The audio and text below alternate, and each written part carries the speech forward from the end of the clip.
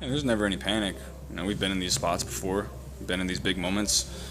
Understand that we have guys that are going to go make plays in moments like that. And so that gives us a lot of faith to just stay within ourselves, do our jobs, and come out with W's.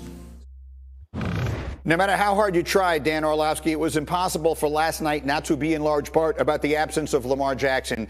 And there were several players afterwards on the Ravens who said if Lamar had been here with us, I don't mean that they're criticizing him.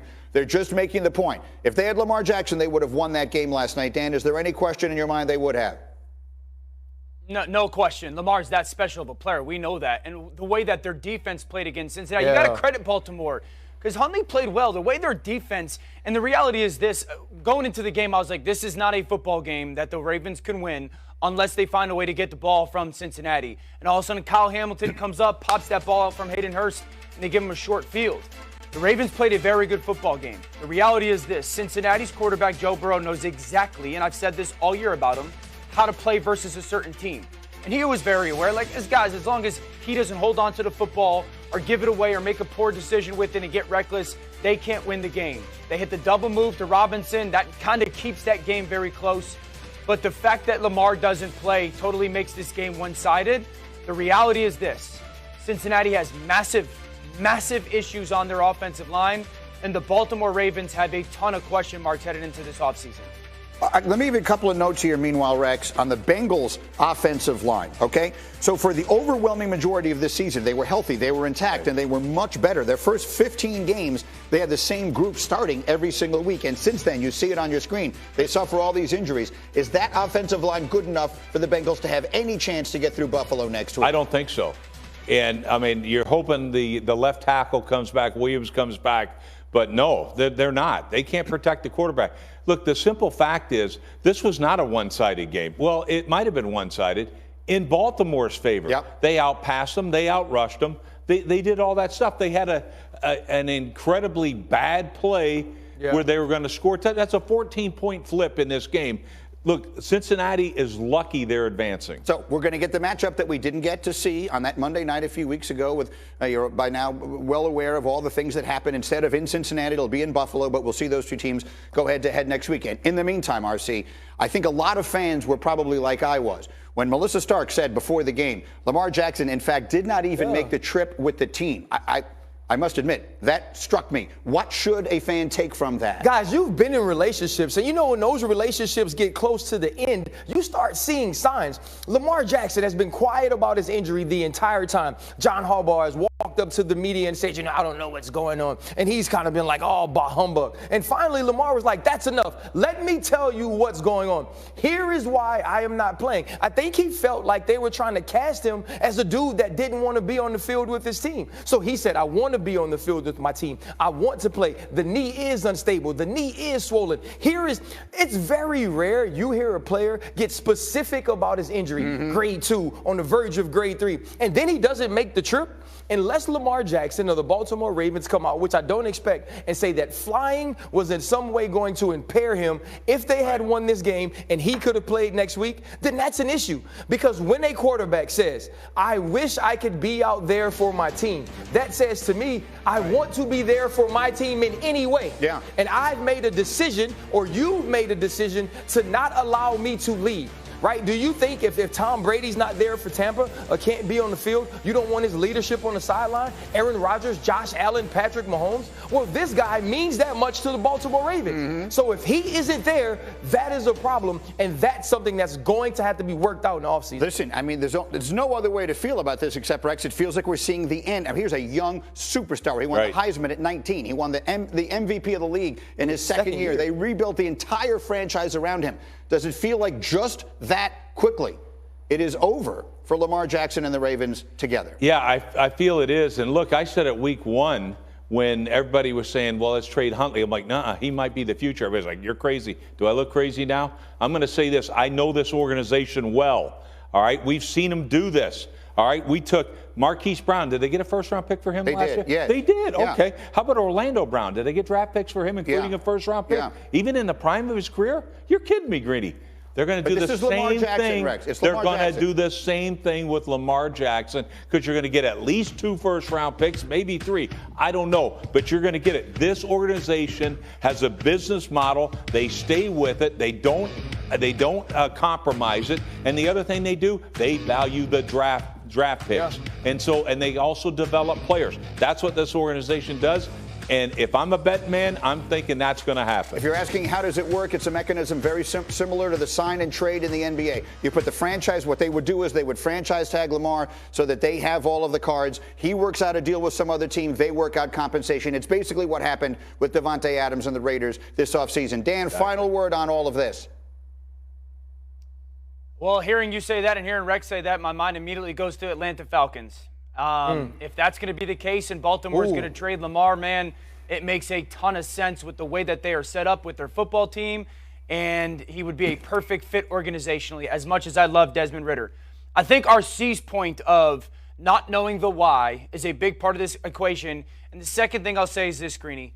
It's really difficult to hear Sammy Watkins during the week say, man, I wish Lamar would be out here. I wish he'd find a way to hobble out there because we got a chance to win it. And then hear J.K. Dobbins last night say, if we had Lamar, we win that football game, and not think something's not right in that locker room. It certainly feels like there is a disconnect in that locker room when it comes to Lamar and everybody else. And I love Lamar, but that leaves a lot to be talked about this offseason, man. Now, there isn't any question that there are questions going forward. Meanwhile, Cincinnati advances. We have much more to do coming off an unbelievable wild card weekend, which, is not anywhere near over. Tonight, the big was a thing where, like, here's what it is. And you guys know this. The ball should never be, number one, it should be a moving clock, always, right? So, in other words, as much as possible, it's a moving clock. In other words, we ain't throwing in completions. And so it's about the running game. You can't have 6 rushing attempts or 7 rushing attempts in the second half of a game when you're up 27 Be nice to have a big targeted receiver too, right? Yeah. Okay. Be nice to have a big targeted receiver available. Well, yeah, Mike Williams, that might have helped. But the other thing is, too, your throws. What are you asking your players to do? All right? These are what I call catchable balls. We want things to come back to the quarterback. Curls, hooks, different things like that keep the clock moving. That's what it is. And Austin Eckler had how many targets? Like, he should have had 10 targets because you can't cover him. Let him run angle, option routes, different things. That's run and catch balls. All right? And to me, I never saw any of it. And by the way, let the clock run down. Once it's a moving clock, you never snap that ball until there's 2 or 1 seconds left. All right? And the reason you do it instead of just 1 second all the time is because sometimes the defense will start keying on that. So that's the only reason. But it's 2 or 1 second. No other reasons when you have that kind of lead. And guess what happens? They get the ball, whatever. You limit their possessions. You end up winning the game. You don't have to do anything. You don't have to score another point, and you still can win the game. Rex, I'm not a football genius like you, but like just watching Austin Eckler, rush for 2 touchdowns. Yeah. I'm like, just bleed the clock, man. Like, just drown the clock. Like, why is it so and that's always the thing I feel like with Brandon Staley. Like, some coaches that you meet throughout all these circles are a little bit too smart for their own good. Yeah. They always try to outthink you. I'm like, you don't need to outthink anybody. Keep Smarty it simple. pants. Hey, Jay, well, it's like this. The key, this guy thinks he's the smartest guy in the room. He ain't close. Like, he may be in a math quiz or something like that, but this is football. This guy is so disrespectful to the game that the coaches that have coached prior to this guy, look, has he ever done it? I'm going to go for it on 4th down. I'm the guy. I don't care what Bill Parcells did, Bill Walsh, Bill Belichick, and Bill anybody. Any of the Bills. Any of them. I don't care. I'm smarter than them. No, you're reckless. He's been reckless ever since he took the job. Now he's reckless with his players' health. A guy that's had a broken neck, by the way, Mike Williams, had back issues all the time, and he gets hurt in the last regular season game. Imagine that. But here's the deal. This guy, he doesn't – I don't think he respects the game because how do you not – like, he needs to grow from it. He needs to grow from not being – I'm smarter than anybody else in the room. Do it there's a reason why those guys won all those rings. And to me, this is what happens when you hire guys that have limited experience. What did he coach for 4 years or something? And he gets a job. We look at our own Jeff Saturday, he had no experience. He may be a good coach 10 years from now, but he's had no experience. So what happens? He blew a lead like this also, right? experienced coaches ain't going to lose these games, I can assure you.